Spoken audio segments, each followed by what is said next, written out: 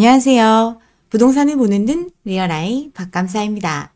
요즘 미국에서도 부동산 가격 떨어진다는 얘기 많이 들리고 있는데 우리나라 부동산은 이제 바닥을 다지고 다시 상승하기 시작했다. 이런 얘기들 하고 있습니다. 이런 얘기 때문에 또 마음 심란하신 분들 있을 것 같아요. 미국에 4천억짜리 건물이 800억 원의 매물로 나왔죠. 상업용 부동산 침체가 계속되고 있어요. 샌프란시스코 금융지구 중심가에 위치한 건물인데 19년도에는 우리나라 돈으로 약 4천억의 가치가 있는 걸로 평가가 됐던 이 건물이 800억 원에 나왔습니다. 4년 전 가격에 비해서 80%나 급락한 가격이죠. 지금 공실률이 굉장히 높고 이 매물로 나온 건물 같은 경우는 75%가 공실인 상황이에요. 건물 살 때 자기 돈만으로 산 게 아니라 대출받아서 샀는데 임대 수익이 안 들어오니까 은행한테 빌린 원금이나 이자 상환을 못하는 문제가 발생을 하고 있습니다. 이 불량 대출의 규모가 1분기 우리나라 돈으로 2,500억 원 정도에서 4분기에는 거의 1조 원 가까이로 급증하게 됐습니다. 이러다 보니까 가격도 내리고 있죠. 상업용 부동산 가격이 12년 만에 꺾였어요. 근데 절반 이상이 대출을 통해서 이루어진 거였죠. 대출의 60%를 떠안은 은행들 지금 비상에 걸렸어요. 미국의 은행 몇 개 넘어가고 있고 앞으로도 이런 사태가 예견되는 것, 여기에 그 원인이 있습니다. 시한폭탄이 터지나 하면서 지금 굉장히 걱정하고 있죠. 경기 침체가 가볍게 일어난다 하더라도 지금도 많이 떨어졌는데 10%는 더 떨어질 거라고 예상하고 있어요. 지역 은행들 이러다 보니까 부실 문제가 자기네들 은행 망하는 데까지 연결될까봐 대출을 강화하고 이는 다시 시세 하락을 이끄는 악순환이 이루어지고 있습니다. 부동산 가치의 수정 규모가 상당해질 수 있고 은행은 신용 손실을 보게 되니까 부실화되겠죠. 이 부실을 막기 위해서 대출 기준을 강화하면서 신용 위축까지 이루어지는 이런 현상이 연쇄적으로 이어지고 있어요. 코로나 3년 유동성 파티를 벌인 결과 자산 가격은 두세 배의 상승을 이뤄냈습니다. 특히 부동산 같은 경우 실제 가치보다 훨씬 더 높은 금액을 주더라도 누군가 더 비싸게 사줄 거다라는 시세 차익에 대한 기대감 때문에 서로 경쟁적으로 매입을 하면서 가격이 올라갔어요. 그만큼 거품이 커졌죠. 근데 부동산 실물 자산입니다. 그만큼 가치가 있으려면 이게 그만큼의 이익을 줄 수 있어야 되는데 그렇게 높은 임대료는 감당할 수 없기 때문에 공실은 늘어나고 공실이 늘어나면 늘어날수록 가치는 떨어지는 이런 상황이 이어지고 있어요. 이는 다시 은행의 건전성에 영향을 주고 은행은 망하지 않기 위해 대출을 축소하고 이는 다시 가격의 하락으로 이어집니다. 이 현상이 지금 미국에서 일어나고 있어요. 계속 돈을 찍어내온 시장이었기 때문에 그만큼 거품이 커질 수 있었고 이는 자산의 인플레로 이어졌습니다. 자산 인플레 모두에게 영향을 주는 게 아니니까 그냥 방치하다시피 했어요. 근데 이제 실질 인플레가 발생을 하니까 긴축을 안 할래야 안 할 수가 없는 상황이 됐고 이게 시작이 됐습니다. 통화 정책을 주관하는 연준에서 막대한 규모의 돈을 찍어냈기 때문에 인플레가 발생을 했고 이를 해소하기 위한 조치, 찍어낸 돈을 회수하는 것밖에 없습니다. 그 수단으로 금리와 양적 긴축 이 두 가지 방법을 동시에 진행하고 있어요. 풀었던 돈을 회수하는 조치를 하니까 자산시장은 타격을 입고 있습니다. 돈을 더 찍어서 쓰면 되지 않냐? 계속 할 수 없는 상황이기 때문에 이렇게 됐는데 자산 가격이 하락하고 금융 시스템에도 문제가 발생할 수 있으니까 다시 돈을 찍어서 이 상황을 해소할 수는 없습니다. 돈을 계속 찍어내면 어떤 일이 일어나죠? 돈의 가치를 잃어버리는 결과를 맞게 됩니다. 아르헨티나 얘기죠. 물론 우리나라 이 상황까지 가지는 않겠지만 비기축통화국에서 이렇게 돈을 마구마구 찍어내면 결국 그 나라의 돈 쓰잘데기 없는 휴지 조각이 됩니다. 페소화를 사용하는 아르헨티나 사람들은 물건을 살 수가 없는 상황인데 이웃 나라에서는 와서 너무나 싸기 때문에 쇼핑을 잔뜩 해가죠. 모든 게 칠레보다 70%나 싸다고 하면서 국경을 마주하고 있는 칠레에서 하루에 5,000명씩 쇼핑하러 넘어오고 있습니다. 페소화를 계속 쓰고 있으니까 이 돈이 언제 휴지 조각이 될지 모르기 때문에 월급날 달러로 환전하는 현상이 벌어지고 있어요. 아르헨티나 같은 경우 물가 상승률이 100% 이상을 유지하고 있죠. 미국 달러화 대비 아르헨티나 페소화 가치는 폭락을 하고 있습니다. 1달러 1년 전에 100페소에 거래됐는데 현재는 200페소가 넘어가고 있고 암시장에서는 500페소까지 치솟을 정도로 페소화는 아예 가치가 없는 상황까지 가고 있습니다. 풀린 돈을 걷어들여서 인플레를 잡아야만 이 상황을 벗어날 수 있기 때문에 여기 중앙은행 기준금리를 97% 올리는 초강수를 뒀어요.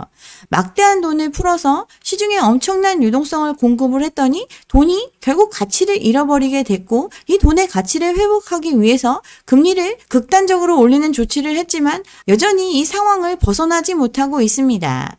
사람들이 페소를 달러로 바꾸는 이유, 페소가 돈의 기능을 잃었기 때문이죠.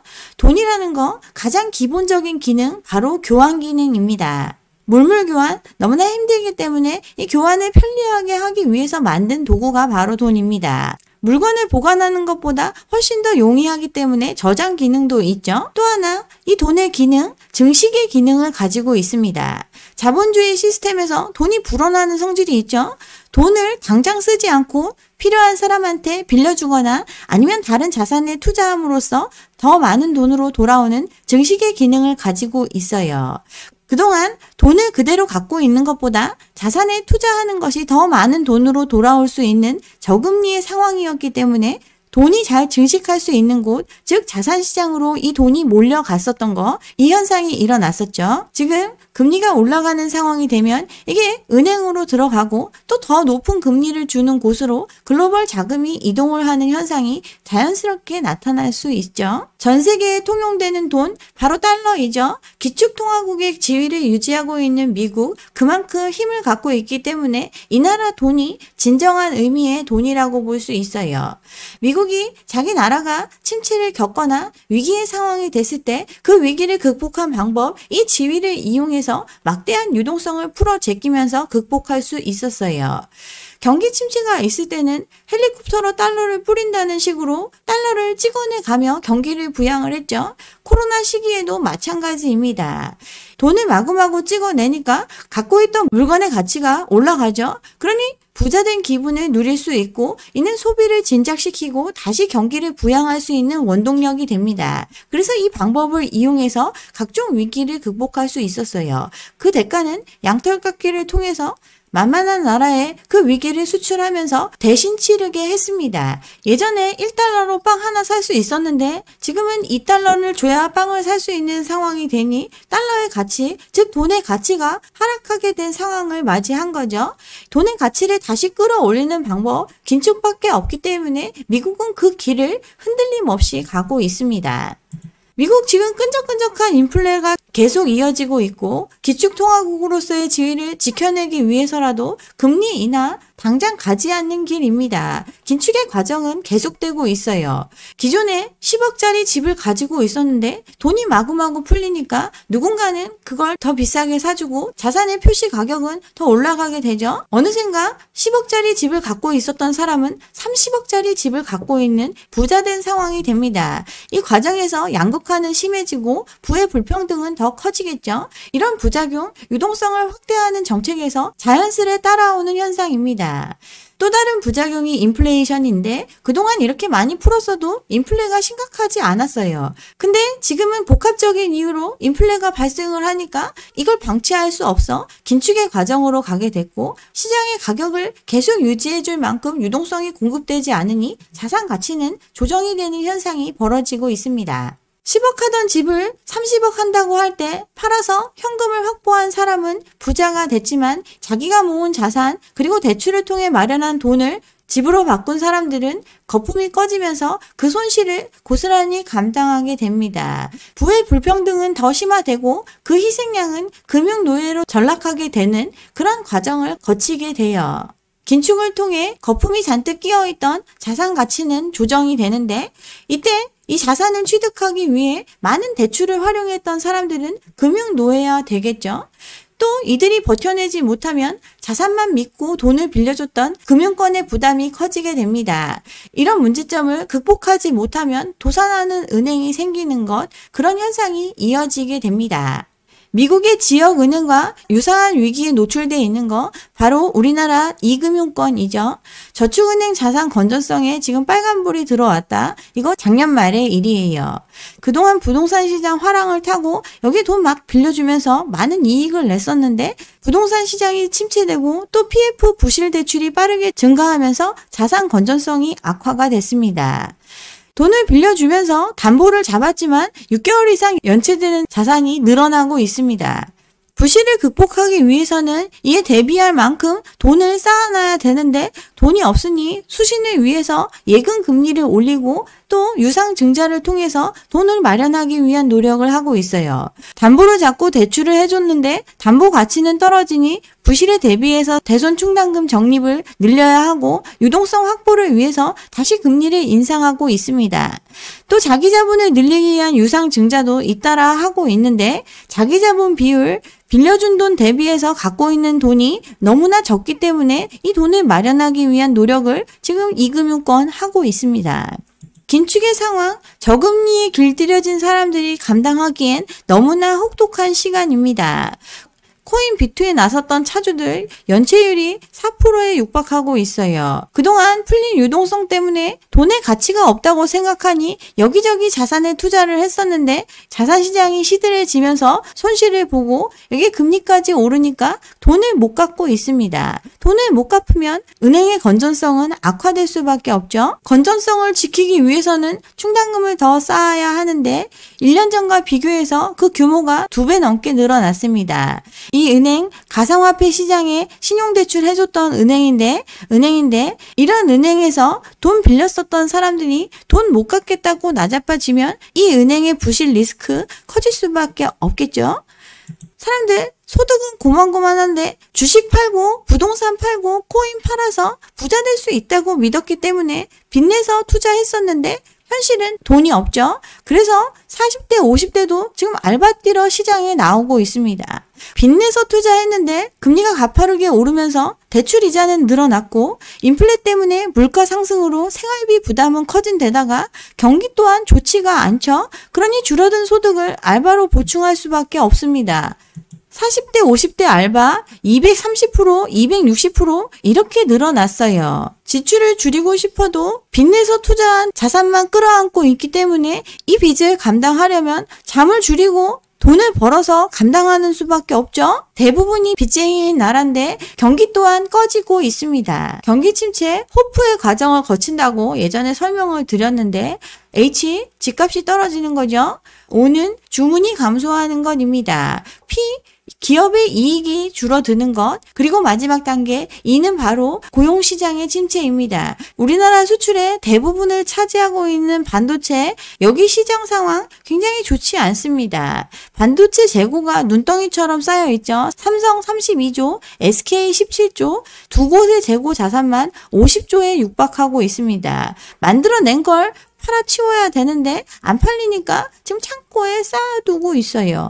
글로벌 경기 침체, 중국 시장의 정체 이런 게 해소가 돼야 재고를 좀 소진할 수 있는 모든 게 대외적인 요인에 기대고 있어요. 지금 감산을 해서 좀 줄이려고 하고 있는 이런 상황이긴 하지만 어쨌든 새롭게 물건을 만들어낼 만큼 활기찬 시장이 아닙니다. 상장사 영업이익 지금 반토막 났죠. 적자 기업 100개가 넘게 늘어났어요. 셋 중 하나는 지금 적자를 보고 있습니다. 상장사면 꽤나 규모가 큰 회사들인데 여기도 지금 셋 중 하나는 적자를 보고 있어요. 매출은 전년 동기 대비해서 5.7% 늘어났는데 영업이익은 50% 넘게 줄어들었고 순이익도 60% 가까이 줄어들었어요. 이 정도 상황 글로벌 금융위기가 닥친 2009년 1분기 이후에 처음 있는 일이라고 합니다. 지금 이익이 줄어드는 이런 상황, 경기 침체로 가는 그 길을 걸어가고 있습니다. 금융시장의 리스크 커지고 있다고 말씀드렸죠. 부동산 PF 연체율이 이제 두 자릿수를 기록하고 있어요. 10%가 넘어가고 있습니다. 증권사들 그동안 부동산 시장 화랑 덕분에 잘 먹고 잘 살았는데 PF 부실화에 대한 우려가 커지고 있는 상황이니까 빨리 리스크 관리하라고 이야기하는 거죠. 연체율이 높아지면 이제 증권업계 전반적인 인식이 더 나빠지고 그럼 더 유동성 경색 상황으로 갈 수 있으니까 선제적으로 부실 채권을 정리하고 단기 대출을 장기 대출로 전환을 해가지고 이 유동성 경색 문제를 스스로 해결하도록 종용하고 있습니다. 부동산 시장에 대한 기대가 시들해지니까 청약 통장 해지가 속출하고 있죠. 10달 동안 140 3만 명이 통장을 깼습니다. 근데 이거 청약시장에 대한 인기가 시들해졌다라는 것도 되지만 웬만하면 건드리지 않는 청약통장까지 이렇게 깨고 있다라는 거, 그만큼 사람들 돈이 없다는 걸 또 보여주는 결과입니다. 지금 부동산 시장 다시 지금 반등한다 막 이런 얘기들 하고 있지만 부동산 빠꼬미들은 아니라는 걸 알고 있죠. 미분양의 장사가 없습니다. 10대 건설사 분양 물량 70%가 기약 없이 연기가 됐어요. 이런 시장 상황에서 물건을 못 팔 가능성이 매우 높기 때문에 언제 팔지 지금 분양 일정조차 잡지 않고 있습니다. 역전세 현상은 계속 심각하게 발생하고 있죠. 전세가 수억씩 빠지고 있어요. 임대차 3법 때문에 전세가 오른다 막 이래 가면서 비싸게 전세가 받고 또 이를 이용해서 갭 투자가 활발했던 시기를 거쳤습니다. 근데 이렇게 전세금으로 땡겼던 돈을 당장 갚아야 되는 시기가 올 하반기에 몰려 있어요. 가장 비싸게 받은 만큼 가장 많은 돈을 일시에 상환해야 되는 입장, 이게 부동산 상승기에 집을 산 사람들의 현실입니다. 레버리지를 극대화해서 투자한 거, 그게 바로 갭 투자인데 이렇게 사들였던 사람들 보증금을 돌려줄 수 있는 능력 갖추고 있을까요? 가뜩이나 돈 빌릴 길이 없는 시장에서 이들 명의의 집들 깡통 전세가 될 개연성이 매우 높습니다. 금매나 경매로 아파트를 내놓을 수밖에 없는데 이는 집값 하락의 요인으로 작용하게 되겠죠? 이런 물량이 또 올해 하반기에 몰려 있어요. 여기에 그동안 집 안 짓는 게 아니라 엄청나게 때려줬죠. 또 이 집을 분양받으면 부자가 된다는 마음으로 갭 투자나 마찬가지로 대부분 계약금만 가지고 중도금 대출 뭐 이런 걸로 껴안고 있는 물량, 이런 물량들이 몰려 있습니다. 서울 곳곳에 입주 예정 아파트 물량 10,000가구가 넘죠. 강남구 같은 경우는 작년 대비 6배, 서초구는 3배의 물량이 올해 입주를 합니다. 전셋값 하락폭이 더 확대가 되면 그만큼 일시에 상환해야 되는 자금이 훨씬 더 많이 필요한 그런 사람들이 넘쳐나는 시장이 되겠죠. 헬리오 3억 빠지고 개포 레미안 4억 빠지고 전세 만기 앞둔 집주인들 3억 4억 당장 이 돈 마련할 길이 없습니다. 이런 걸 막아낼 만큼 충분한 유동성을 확보한 사람이야 아무 문제 없겠지만 그렇지 않은 사람들은 건전성 위기를 겪을 수밖에 없죠. 이들이 돈을 갚지 못하면 돈을 빌려준 사람들이 손해를 보거나 아니면 대신 보증을 서준 정부가 손해를 보게 되죠. 떼인 전세금이 벌써 1조 원에 달합니다. 작년 한 해 동안 떼인 돈만큼을 4개월 만에 또 떼었어요. 허그 같은 경우 13년 만에 적자로 전환이 됐고 지금처럼 역전세가 더 많아지고 또 그 절대적인 금액이 더 커질 수밖에 없는 이런 시기가 도래를 하면 그 손실의 폭은 더 커질 수밖에 없습니다. 돈이 있는 사람들은 긴축의 시기에 이 돈을 증식시키기가 너무나 쉽죠. 잔액 10억 넘는 고액 예금 800조에 육박하고 있어요. 사상 최대죠. 금리 인상이 계속되니까 유동성이 있는 사람들 이 여윳돈을 은행에 묻어두고 있습니다. 근데 그 돈들 개인이 갖고 있다기보다는 기업이 갖고 있는 경우가 많고 이처럼 모든 시장에 돈 구하기 힘든 상황에서 그 위기를 극복하는데 이 돈을 쓰게 될 겁니다. 우리나라 가계부채 1900조 가까이 되고 자영업자 대출, 전세보증금 이런 것까지 하면 3000조에 육박하는 가계부채 1위의 나라입니다. 가처분 소득 대비해서 가계부채는 2배가 넘어가는 나라죠. 그동안 코로나 때문에 유예해주고 했던 부분들 8월이면 종료가 됩니다. 여기에 자산 가치가 상승할 거라고 믿고 엄청난 빚을 땡겨서 투자를 했는데 그 빚의 무게가 점점 무거워지니까 못 갚는 사람들이 속출하고 연체는 늘어나고 있어요. 연체가 늘어나니까 금융기관들조차 더 많은 충당금을 쌓아야 하고 더 많은 돈을 필요로 하고 있는 시장이죠. 물가는 잡히지 않고 경기는 침체의 과정으로 가고 있습니다. 수출로 먹고 사는 나라가 장기간의 무역 적자를 겪고 있고 상장사 수익은 반토막이 나고 있어요. 근데 비기축통화국인 나라에서 한미기준금리 역전 역대 최대의 금리차를 유지하면서 여전히 유동성을 풀어 제끼고 있어요. 이런 상황에서 저금리를 유지하고 또 대출을 풀어주면서 상황을 더 악화시키고 있습니다. 역행하는 정책 때문에 환율은 불안한 모습을 보이고 있는데 이제 곧 미국이 금리 인상을 멈출 거니까 우리는 금리 인하로 갈 거고 여전히 돈을 찍어내도 유지할 수 있다. 우리나라 아르헨티나가 되고 싶어 안달이 난 것과 같죠? 결론, 돈이 없습니다. 침체로 소득은 줄어들고 있고 자산의 가치는 하락해서 기존의 재산은 축소되고 있어요. 계속해서 빚내서 유지하기에는 금융기관의 건전성이 저해받는 상황이니 금융기관 자체적으로도 유동성을 축소해야 하는 상황이죠. 가처분 소득은 줄어드니 내수는 침체되고 악순환의 고리에 빠진 상황이 됐습니다. 반등 같은 소리 정말 어불성설이죠. 금리는 내릴 거고 부동산은 바닥을 다졌으니 지금이라도 늦기 전에 집 사야 된다. 이런 헛소리에 속지 않으셨으면 좋겠어요. 네, 여기까지 오늘 준비한 내용이고요. 오늘 제 영상이 좋았다면 좋아요와 구독 잊지 마시고 다음 영상도 함께 해주시기 바랍니다. 감사합니다.